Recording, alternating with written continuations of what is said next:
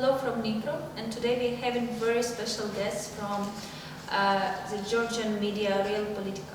Let's start from this thing of the influx of Russians in Georgia, because we all know that when Putin announced this so-called partial mobilization, a lot of Russians fled the country, and many of them moved in particular to Georgia. What has changed? It was 1,000 Russians crossed the border, and I think the main thing which was changed, well, economics changed. Prices get high, and there was too many Russians, and they changed the balance of somehow the Georgian economy. And the second part is the political side of this immigration. I mean, there are security reasons. We know that there are also too many Ukrainians in Georgia, and it was the challenge to avoid some kind of clash, which did not happen, and I'm very happy for it. And also, well, you know, when many European countries closed borders to Russian immigrants, it was the question from the society that why are we opening our borders to Russians? As far as I know, there was like more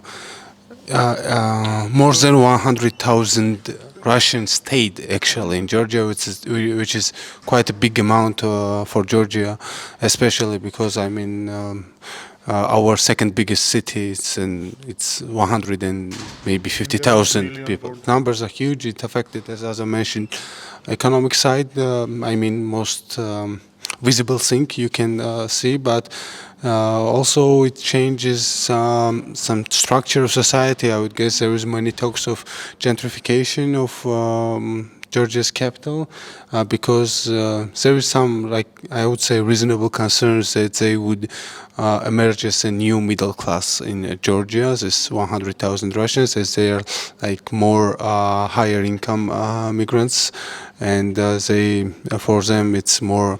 Many things are more accessible, so there is a risk that they will somehow replace Georgian population as a new middle class.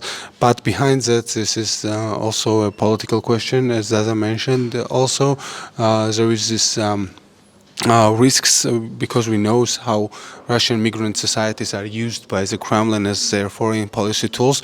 We've seen them just doing like in France, in Germany, in Balkan states, in other states.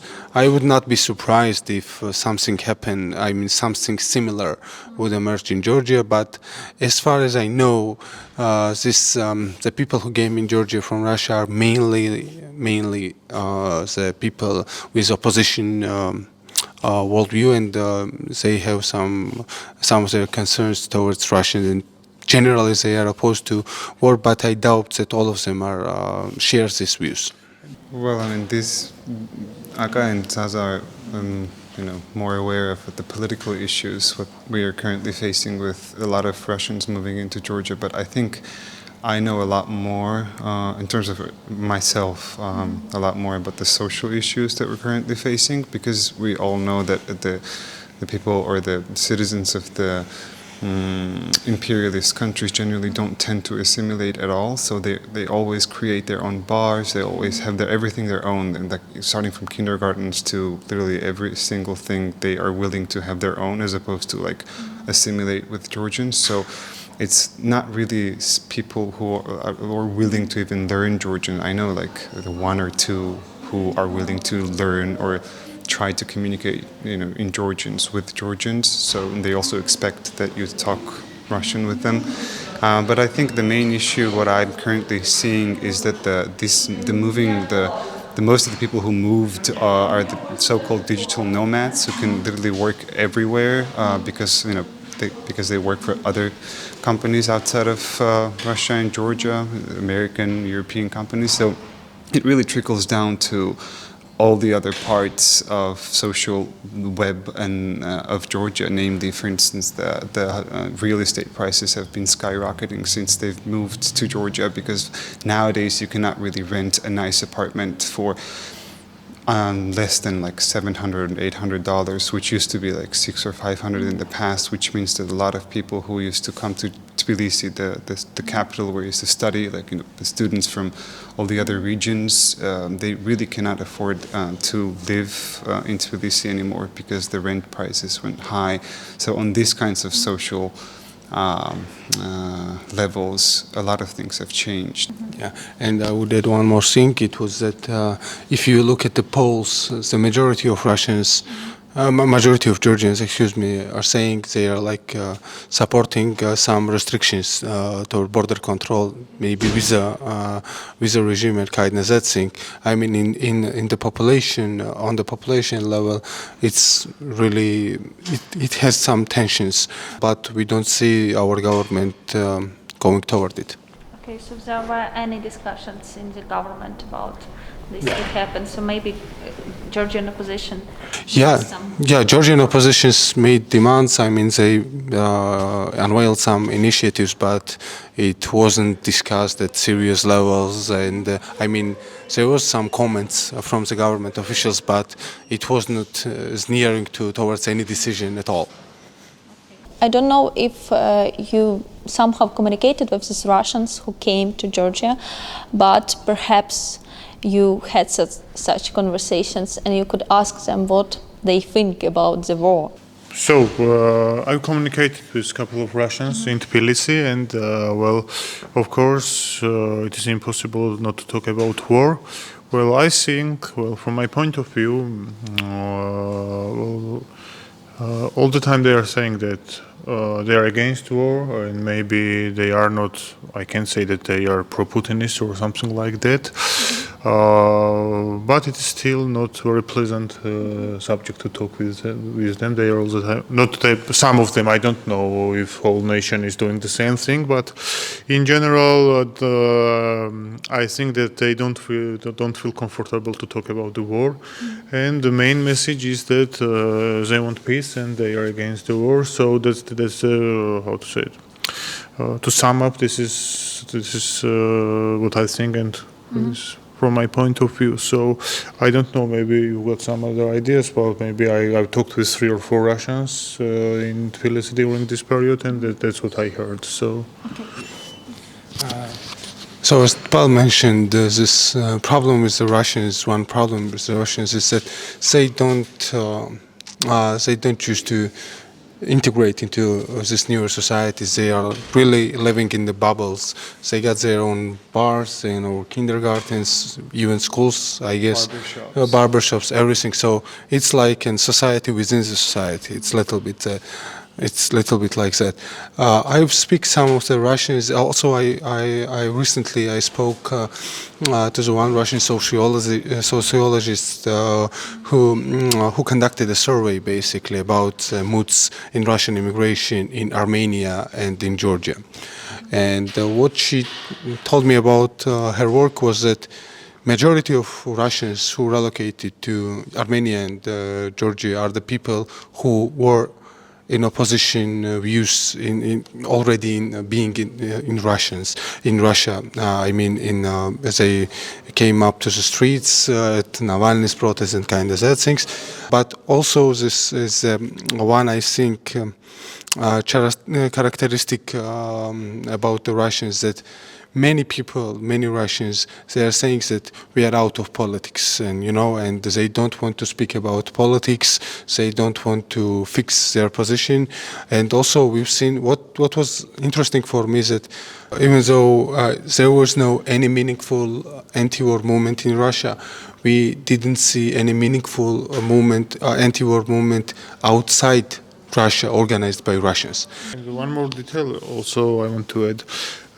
In general, what was the contract between the Kremlin and Russian citizens? Well, the Kremlin said that maybe after when Putin was elected, that we will fight in Ukraine, in Georgia, maybe in different places, in Syria, and it won't be your fight. You have some social contract from government.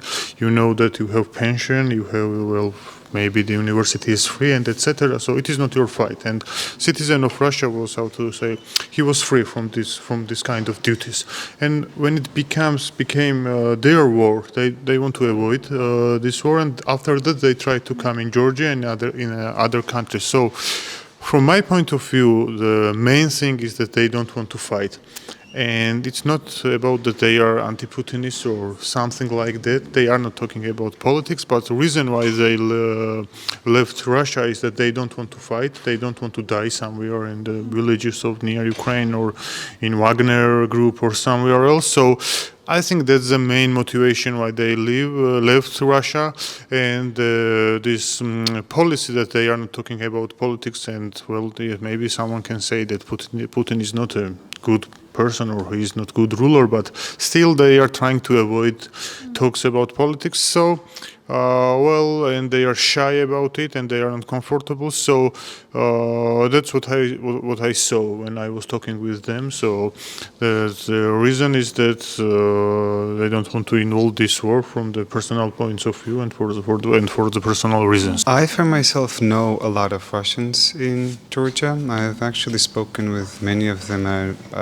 Some of them, like, there are people who I know who know Russian, so I get to social events and stuff like that. So I get to talk about different subject matters with them. What I noticed is that a lot of them don't really care about what's going on currently.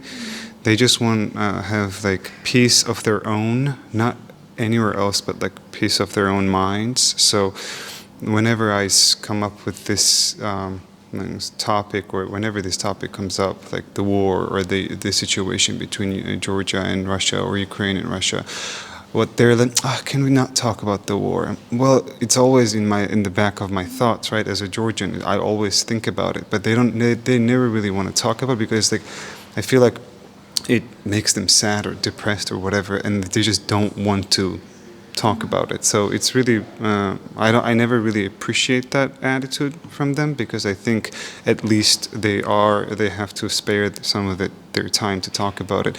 As Zaza said, what they did was just ran away from Russia without so that they wouldn't be part of the war. And sanctions, yes, that's the most important thing. What I wanted to say is that the sanctions is why they ran away, is because they just don't want to live there anymore. But all of the times that I talk with them, they think it's like, I left the Russia and came to the country of wine and khachapuri. It's like that's the common. If I could surmise their traveling purposes, it's that I ran away from this war and I came to this peaceful country where I'm treated really nice and I just get to drink, and because I have a way above minimum wage salary, I can enjoy and live like a king or a queen and just enjoy all the commodities of this country and just live a peaceful life and make everything more expensive. That's pretty much how it feels like.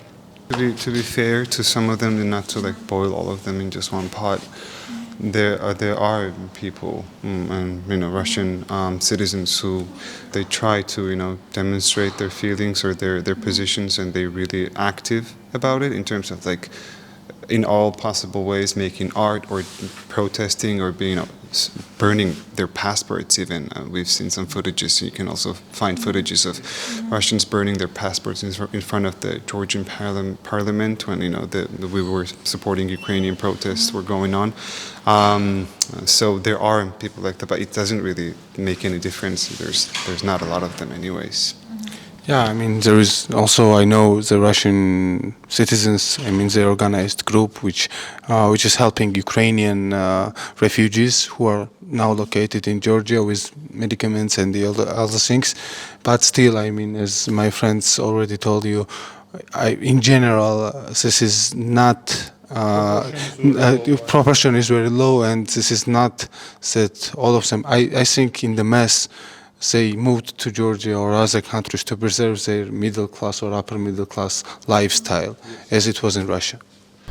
So we talk a little bit about this attitude of Russians toward Georgians, a place in Georgia like tourists and this khachapuri and all the thing. Are there some social tensions between Georgians and Russians? in Georgia? In general, we are not big clashes, and it's really good. And reason why we don't see clashes between Georgian and Russians, I think, is that Georgian society is very pro-Ukrainian. Because if you walk down to the streets in Tbilisi, you can find out too many Ukrainian flags and the stickers on the car or on the bags or stencils. So it is visible to see how Georgian society is supporting the Ukraine. So this idea to support Ukraine is dominating right now in Georgia, and I wish it will continue till the end of the war and after that also. So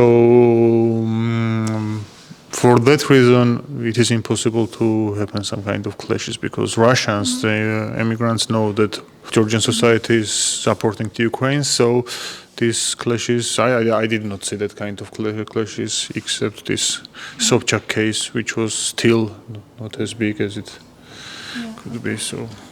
Yes, as I mentioned, it was the case with this one of the Georgian bars. It's called Dedena bar, which is like mother tongue if you translate it into English. This is a bar, like pretty bar in the historic part of Tbilisi, and they, as pro-Ukrainian as they are, they introduced this, like, how to say, visa policies for the Russian citizens. And if you are a Russian citizen, if you want to go into the bar, you have to write on the paper, you have to sign the paper which says that Russia is the occupant, like Russia is a criminal state, and you don't agree with it, and the kind of that thing. And there were some Russians who got refused. They refused to sign it, and then they write it on their social webs. Yeah, and then basically they organized cyber attack on this bar, and to lower this Google ratings and kind of that things. And after that, Ksenia Sobchak came to Georgia, and she made an interview with this bar owner. And in that interview, interesting part of it was that she compared Russians to the Jews in times of Second World War. Because she advocated that Russians got refused to enter to this bar on the basis of their ethnicity, on the basis of nationality. So I think it's really illustrative, ignorant position of imperialist state citizens when they are going to the former colonies of their country. You said that Georgian society is in general pro-Ukrainian, and I remember that in the first weeks of the war there were protests in Georgia in support for Ukraine. But if we talk about the government, we still don't see any strong sanctions against Russia. Georgia has not stopped trade with Russia, and so no military aid was provided to Ukraine as well. And given that Georgia itself was also invaded by Russia, why is it so? How could you explain it? Why it is so difficult to support Ukraine? I think your question is, well, first part of your question is right, and second part also, but first part is that Georgian society is very supportive. For example, latest example was that $500,000 was raised to donate to Ukrainians, to buy the generators during the winter, and it was the initiative from the society, from the civil sector. And in general, as I mentioned, that Georgian society is very pro-Ukrainian, and it is very visible in Tbilisi, in Batum, in the big cities or somewhere in the villages. But unfortunately, there is not same attitude from the Georgian government, and the reason is that they've got different type of politics toward to Russia, and they are trying to balance. And unfortunately, during this war, for example, Lavrov made a couple of statements, and he was very happy the position which we see by Georgian government, and also we can see the tension between, for example, Prime Minister and Zelensky's office, and from the different politicians from Tbilisi, and between them and Ukrainians. So they are all the time, Georgian government saying that they are supporting Ukraine in the humanitarian way, and maybe the policy is the same and the rhetoric is the same as we heard from Viktor Orban. Very similar, I think. Yes, to understand why it's happening, why our government behaves like this, I think we need to go back to their policy back in the years when they came to power, actually in 2012, and it was like somehow different approach to the country's foreign policy. As they choose like warming policy towards Russia. And they introduced some kind of format it's not the diplomatic relationships, but still it's on the level of prime minister's envoy and kind of that thing. And also the market opened for Russia's market opened for Georgia, and the economy and trade grew between two countries drastically in those years. It was at the beginning, but what we saw after the Russia's full-scale invasion in Ukraine, it was that our government placed bets on Russia's fast and decisive victory in this war. We saw it in the first days after our prime minister makes some weird statements about that. Not weird, shameful statements that sanctions is not working, Ukraine is punishing, and no one can stop the war, and kind of that things. And it really changed a lot of things in Georgia, because if they got some kind of room for maneuver in the last years, after the war started in Ukraine, full-scale invasion started in Ukraine, they had no this big room for maneuver, and they were somehow placed to choose between these two sides, as rest of the world did, especially in the West. Yeah, and they choose, obviously, if we speak honestly, as we see, they choose Russia's side in this confrontation. Do you understand it right that the Georgian society becomes more and more dissatisfied with the Georgian government now, because they noticed that their government is not just making some compromises with Russia, but is pro-Russian. Yeah. So maybe, and the question which is very connected to this, can it give rise to maybe some new German opposition? Is it possible? Not German, but Georgian, of course. It's hard to measure. Obviously, there was big parts of society are unsatisfied. They are opposed to this policy, and if we see the polls towards Ukraine's war issue and how opinions are divided, you see that a huge majority of Georgians they want to join EU, they want to join NATO, they support Ukraine and the other things. But the main problem for Georgia for this moment, I think it's a lack of alternative opposition, because our government did pretty well and good job in terms of repressing alternatives, in terms of repressing the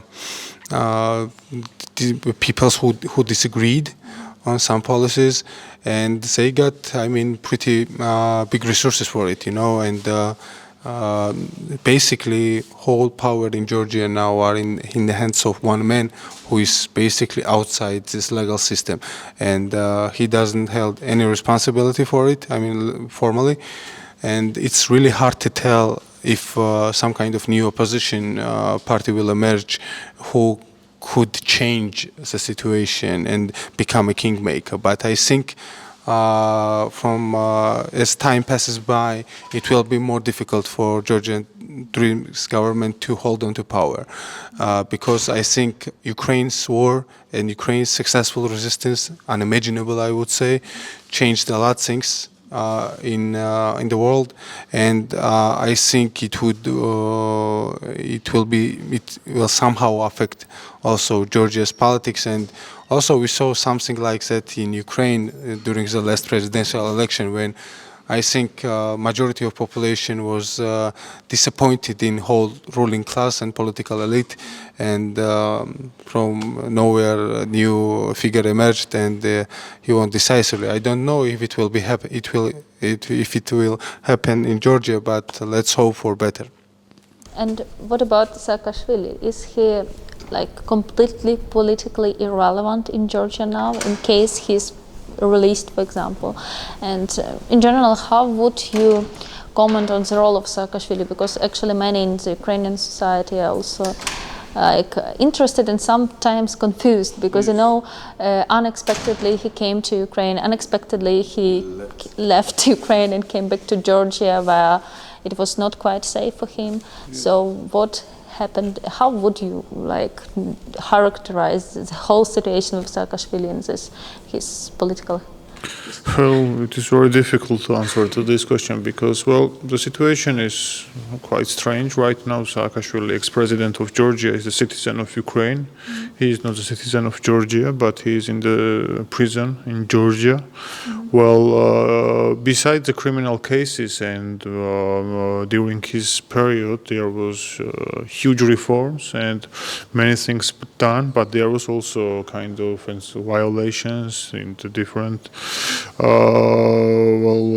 for example, in human rights and etc. But it is not talking point right now because, well, everyone is agreed that he is now right now the political prisoner. So, and his health issues are really worrying for me, and not only for me. So, he's saying that he left Georgian politics, but still his party is the second biggest party in Georgia, so he and his party still affects Georgian politics. I mean, the everyday because, he's got the biggest oppositional party. To be honest, I don't know what to expect from this case. I think he will stay in prison before some changes will not happen in Georgia. So Saakashvili, on the question if he is irrelevant, obviously no, because he's still the leader of the biggest opposition party, even though the party's approval ratings and support somehow decreased last year, and also Saakashvili it's a quite damaged political figure in these terms. And he made a lot of mistakes, but despite all of this, we could say that he was a president of Georgia who made huge reforms, who basically transformed this failed state to a functional, centralized country, and he was first in the region who stepped aside, who lost the election and admitted lost, and it will stay as his legacy. After that, and during this his years in power, he made very big mistakes, of course. But still, I mean, if we talk in terms of justice and kind of that things, for me, it's obvious that he should be free. I mean, for the first time, he never. He has rights. In my opinion, he has right to be in Georgia's politics, to participate legally, and he basically was forced to leave Georgia as he was persecuted. And this continues, and now we're seeing that him in prison, basically in hospital for last 10 months, I guess, and his health conditions by some accounts are dire. But what will happen? I don't see. I'm here agree with Zaza that I don't see that Georgian Dream government will free Saakashvili unless they are forced to do it. As I understand, there are two parties which enjoy most support in Georgia, right? Yes. The ruling party and this Saakashvili's party. What is the support and how it changed over the last year? Because you said it changed. Yeah. At the end of the day, I think still did not change because if we see the latest elections, for example, last 3 elections, we can see the biggest two parties are still Georgian Dream and Saakashvili's UNM.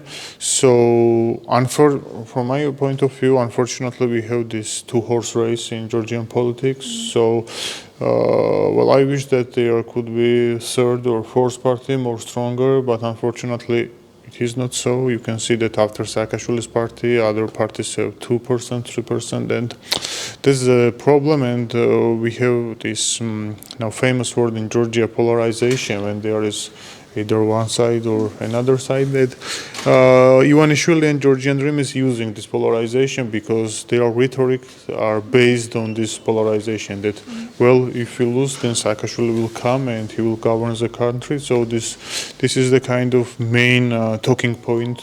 There is a great book from author Levitsky called How Democracy Dies, and there is a one term, competitive authoritarianism, that, for example, if you see, you have, how to say, the judiciary system, prosecutor system, but in reality, well, judiciary is controlled by government, prosecutor's office is controlled by government, the parties are member of parties, even in the opposition are paid by government, etc. So we have this, how to say, the pseudo and quasi-democratic system in Georgia. So that's the main system. That's the main problem why changes is very hard to happen in Georgia. Georgia was actually often mentioned in Ukraine during the first weeks of the full-scale invasion in the context of Abkhazia and Ossetia. So many Ukrainians, they hoped, that in support of Ukraine, other countries which were invaded by Russia, they would perhaps, so it was a very hopeful period, and they hoped that perhaps Georgians would start retaking Abkhazia and Ossetia, but it didn't happen, and perhaps there are many factors why, but what are the main ones which you can mention? Well, Akaki is from Abkhazia, so I will give a microphone to him. So the thing was that if we look into Georgian Dream's propaganda, ruling party of Georgia for last year, the main line of their propaganda is that West and basically Ukraine, they all trying to get us involved in this war. They all time think things like that they want us to open second front.